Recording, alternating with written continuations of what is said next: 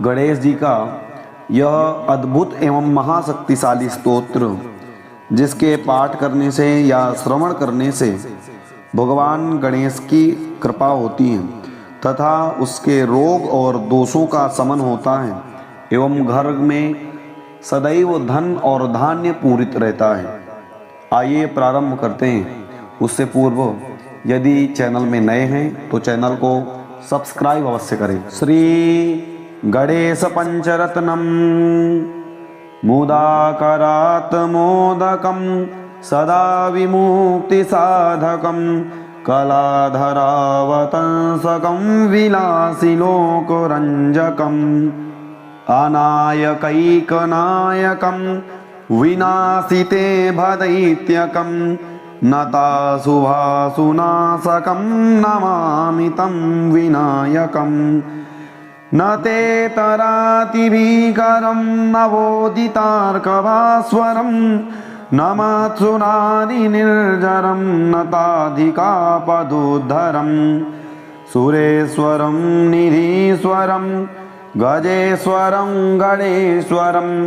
महेश्वरं तमाश्रये परात्परं निरन्तरं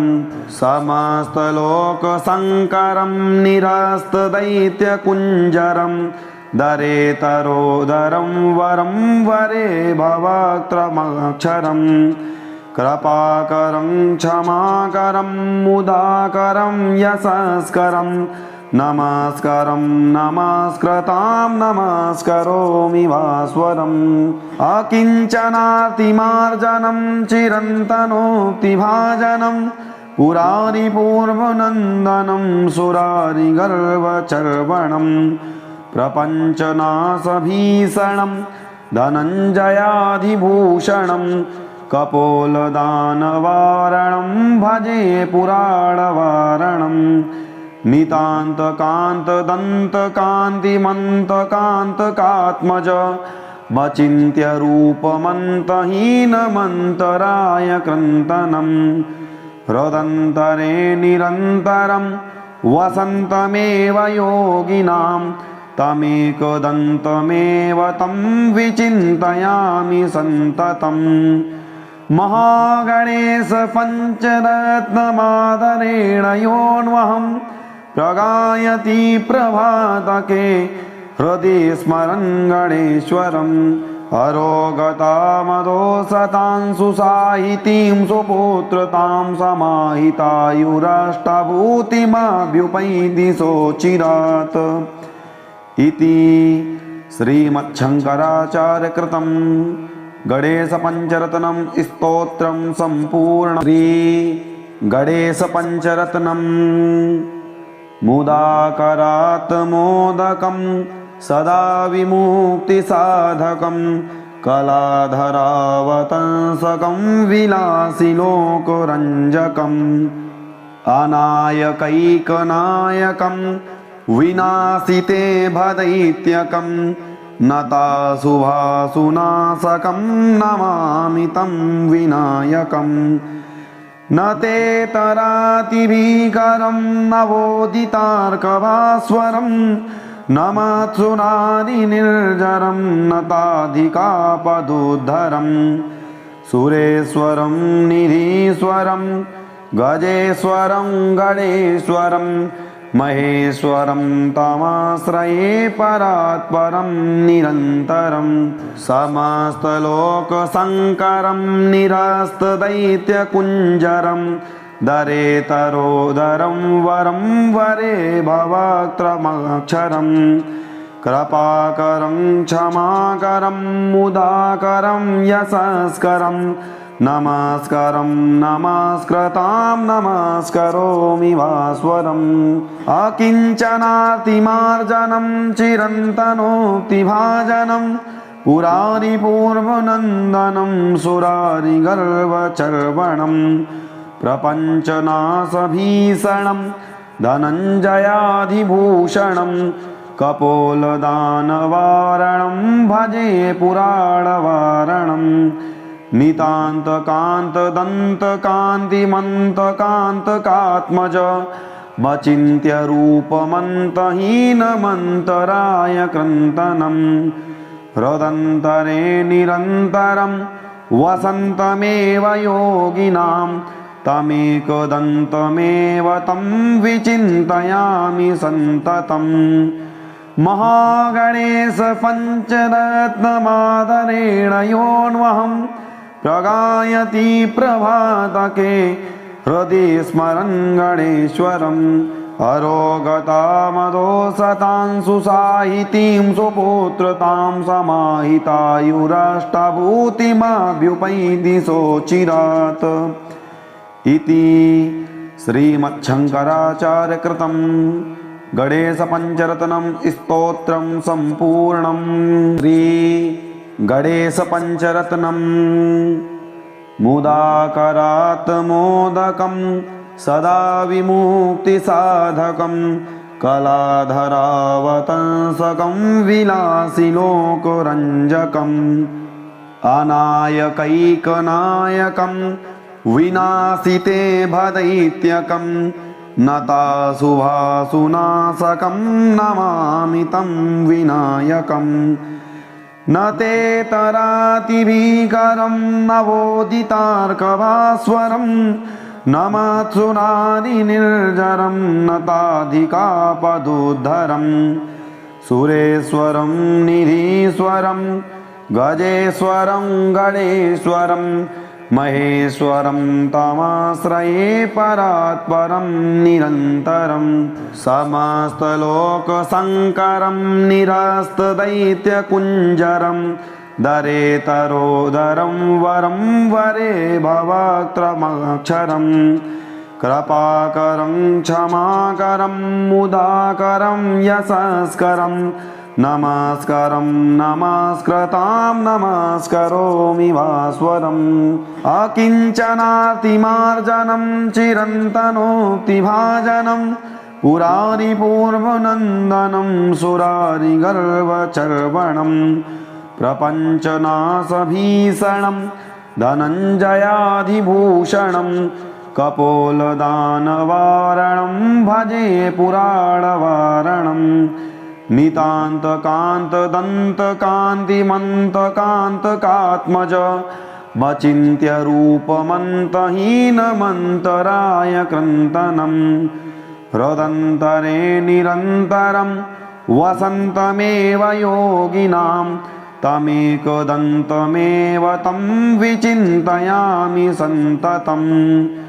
महागणेश पञ्चरत्नमादरेण योऽन्वहं प्रगायति प्रभातके हृदि स्मरन् गणेश्वरम् अरोगतामदोषतां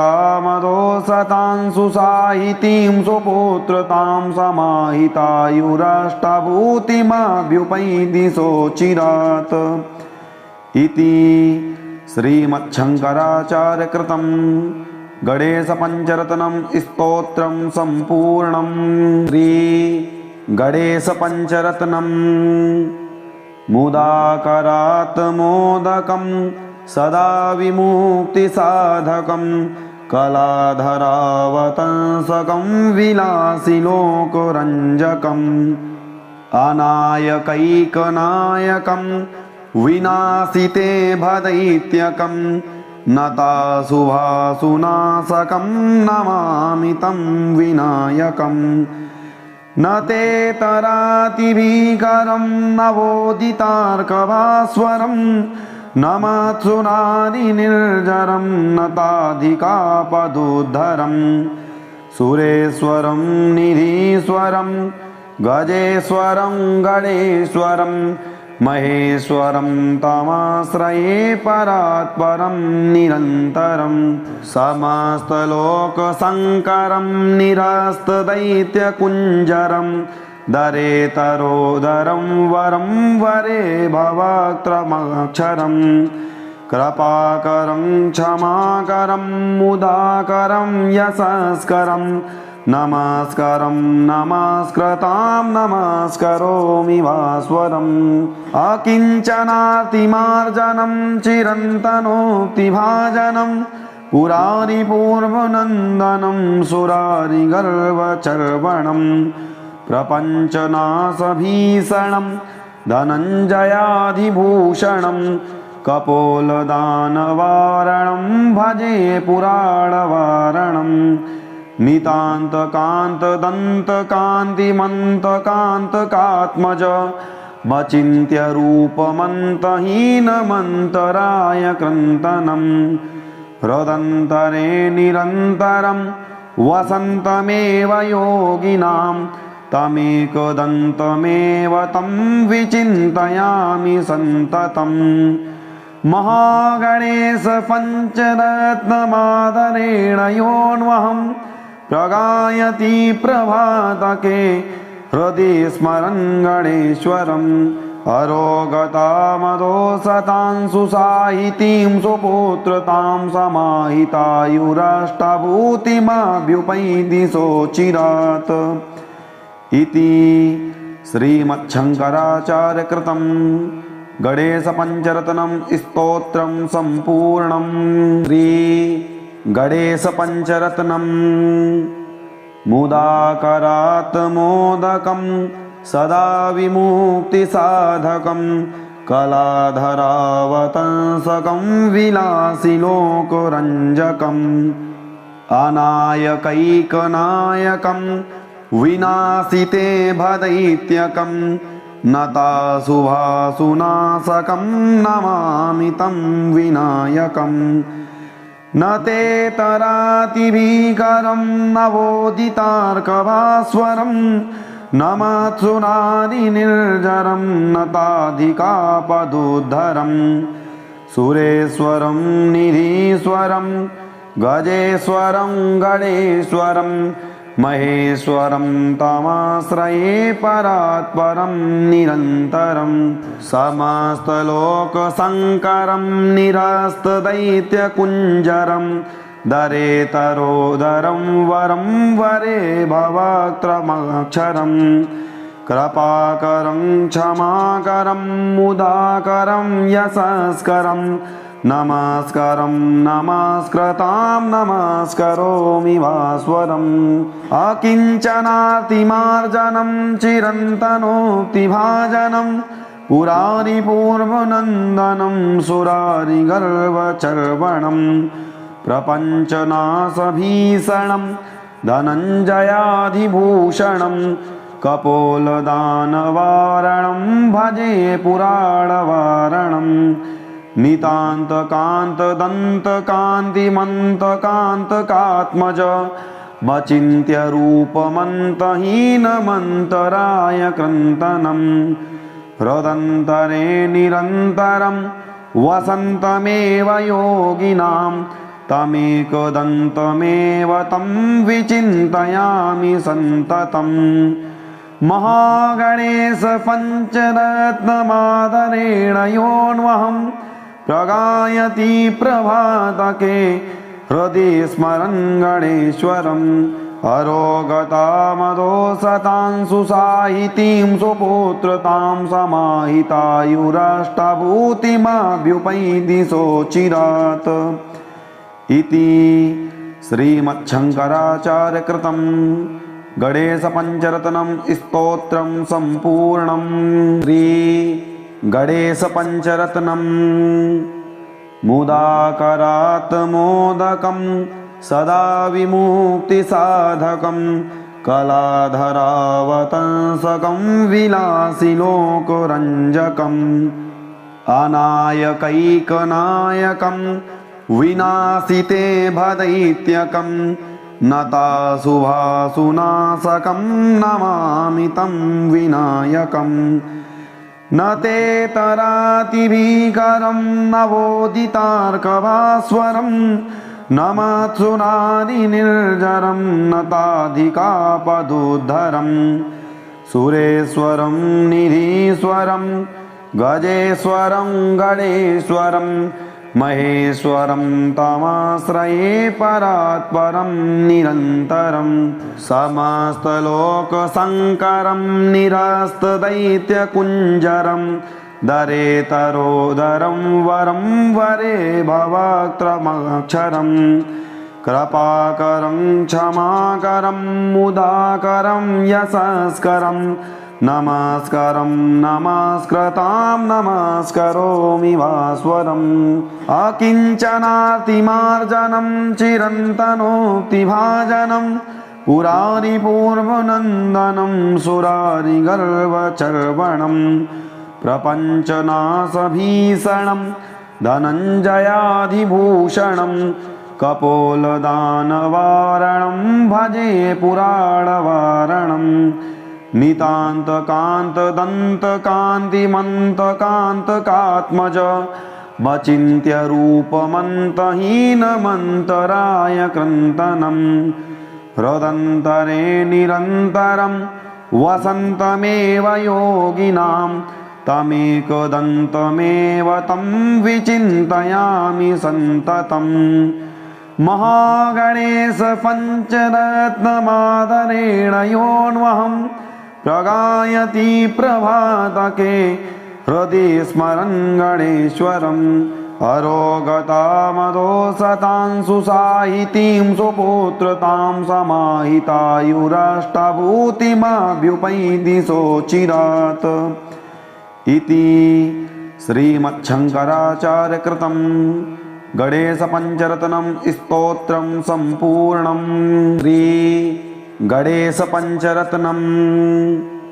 मुदाकरात् मोदकं सदा विमुक्तिसाधकं कलाधरावतंसकं विलासिलोकरञ्जकम् अनायकैकनायकं विनाशिते भदैत्यकं नताशुभाशुनाशकं नमामि तं विनायकम् न ते तरातिभीकरं नवोदितार्कभास्वरं नमत्सुनादिनिर्जरं नताधिकापदुद्धरं सुरेश्वरं निधीश्वरं गजेश्वरं गणेश्वरं महेश्वरं तमाश्रये परात्परं निरन्तरं समस्तलोकशङ्करं निरस्तदैत्यकुञ्जरं दरेतरोदरं वरं वरे भवक्त्रमक्षरं कृपाकरं क्षमाकरं मुदाकरं यशस्करं नमस्कारं नमस्कृतां नमस्करोमि भास्वरम् अकिञ्चनातिमार्जनं चिरन्तनोक्तिभाजनं पुरारिपूर्वनन्दनं सुरारिगर्वचर्वणं प्रपञ्चनाशभीषणं धनञ्जयाधिभूषणं कपोलदानवारणं भजे पुराणवारणम् नितान्तकान्तदन्तकान्तिमन्तकान्तकात्मज वचिन्त्यरूपमन्तहीनमन्तराय क्रन्तनं हृदन्तरे निरन्तरं वसन्तमेव योगिनां तमेकदन्तमेव तं विचिन्तयामि सन्ततम् महागणेश पञ्चरत्नमादरेण योऽन्वहं प्रगायति प्रभातके हृदि स्मरन् गणेश्वरम् अरोगतामदोषतां सुसाहितीं सुपुत्रतां समाहितायुराष्टभूतिमभ्युपैति सोचिरात् इति श्रीमच्छङ्कराचार्यकृतं गणेशपञ्चरत्नं स्तोत्रं सम्पूर्णं। श्री गणेशपञ्चरत्नं मुदाकरात् मोदकं सदा विमुक्तिसाधकं कलाधरावतंसकं विलासिलोकरञ्जकम् अनायकैकनायकं विनाशिते भदैत्यकं नताशुभाशुनाशकं नमामि तं विनायकम् न ते तरातिभीकरं नवोदितार्कभास्वरं नमत्सुनादिनिर्जरं नताधिकापदुद्धरं सुरेश्वरं निधीश्वरं गजेश्वरं गणेश्वरं महेश्वरं तमाश्रये परात्परं निरन्तरं समस्तलोकशङ्करं निरस्तदैत्यकुञ्जरं दरेतरोदरं वरं वरे भवक्त्रमक्षरं कृपाकरं क्षमाकरं मुदाकरं यशस्करं नमस्कारं नमस्कृतां नमस्करोमि भास्वरम् अकिञ्चनातिमार्जनं चिरन्तनोक्तिभाजनं पुरारिपूर्वनन्दनं सुरारिगर्वचर्वणं प्रपञ्चनाशभीषणं धनञ्जयाधिभूषणं कपोलदानवारणं भजे पुराणवारणम् नितान्तकान्तदन्तकान्तिमन्तकान्तकात्मज मचिन्त्य रूपमन्तहीनमन्तराय क्रन्तनं हृदन्तरे निरन्तरं वसन्तमेव योगिनां तमेकदन्तमेव तं विचिन्तयामि सन्ततम् महागणेश पञ्चरत्नमादरेण योऽन्वहं प्रगायति प्रभातके हृदि स्मरन् गणेश्वरम् अरोगतामदोषतां सुसाहितीं सुपुत्रतां समाहितायुराष्टभूतिमभ्युपैति सोचिरात् इति श्रीमच्छङ्कराचार्यकृतं गणेश पंचरत्नम स्तोत्रम संपूर्णम। श्री गणेश पंचरत्नम मुदाकरात् मोदकं सदा विमुक्ति साधकं कलाधरावतंसकं विलासी लोकरंजकम् अनायकैकनायकं विनाशिते भदैत्यकं नताशुभासुनाशकं नमामि तं विनायकम् न ते तरातिभीकरं नवोदितार्कभास्वरं न मत्सुनादिनिर्जरं नताधिकापदुद्धरं सुरेश्वरं निधीश्वरं गजेश्वरं गणेश्वरं महेश्वरं तमाश्रये परात्परं निरन्तरं समस्तलोकशङ्करं निरस्तदैत्यकुञ्जरं दरेतरोदरं वरं वरे भवक्त्रमक्षरं कृपाकरं क्षमाकरं मुदाकरं यशस्करं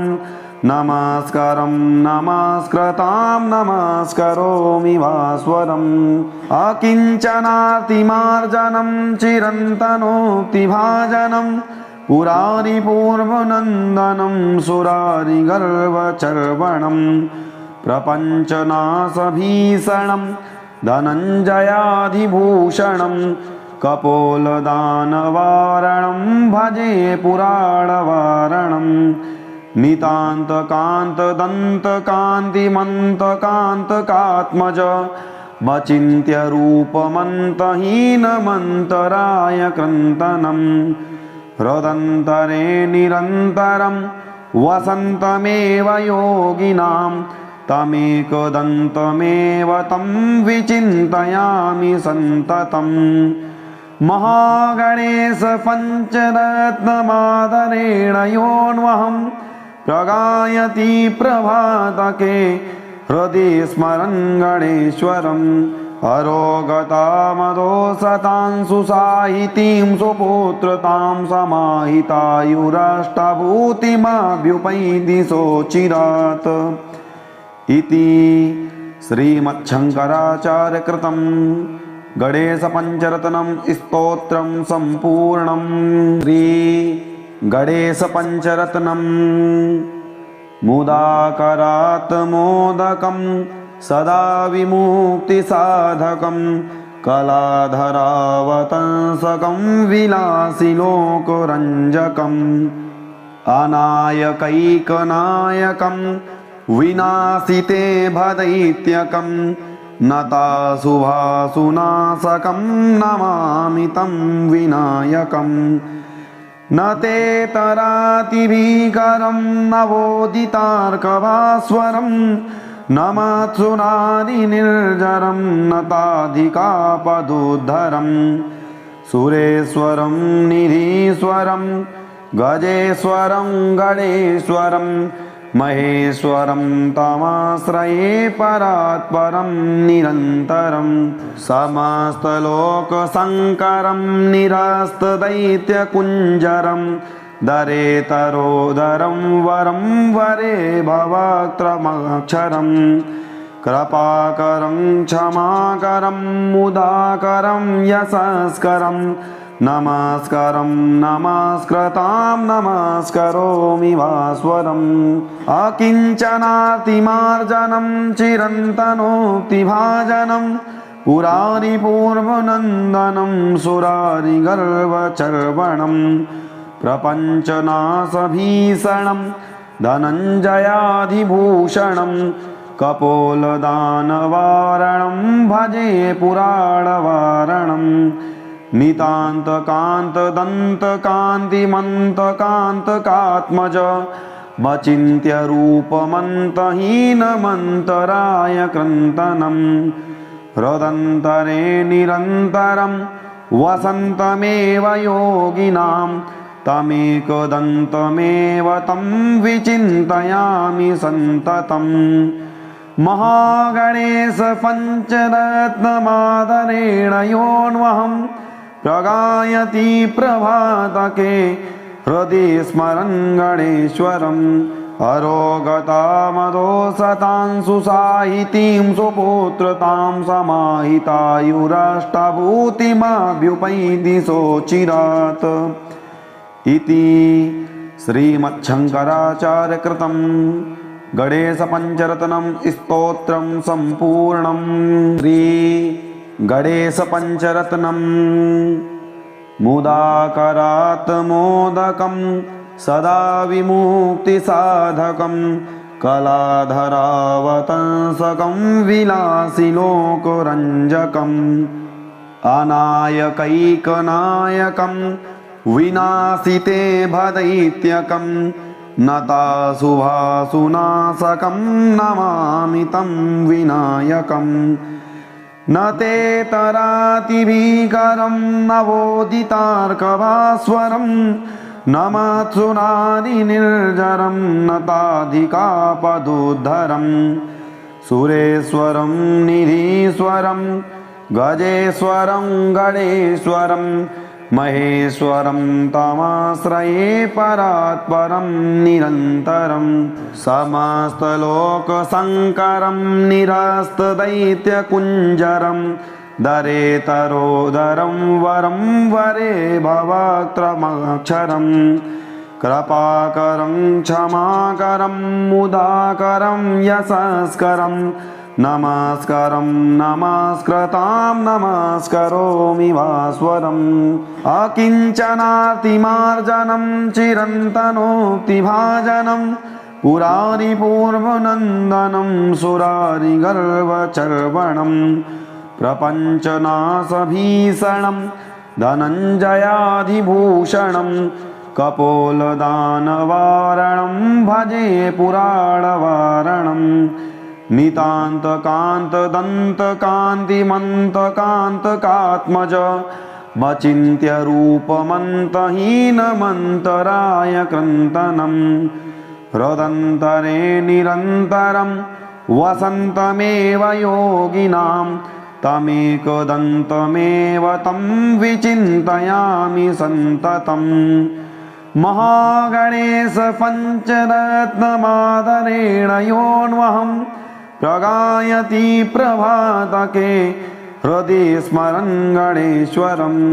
अरोगतामदोषतां सुसाहितीं सुपुत्रतां समाहितायुराष्टभूतिमभ्युपैति सोचिरात्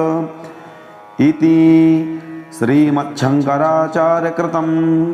गणेशपञ्चरत्नं स्तोत्रं सम्पूर्णम्। पूरा वीडियो देखने के लिए धन्यवाद। यदि चैनल में नए हैं तो चैनल को सब्सक्राइब अवश्य करें, साथ ही बेल आइकन प्रेस करें एवं कमेंट बॉक्स में अपनी राय अवश्य दें। मिलते हैं अगली वीडियो में, तब तक के लिए जय श्री कृष्ण, जय श्री राधे।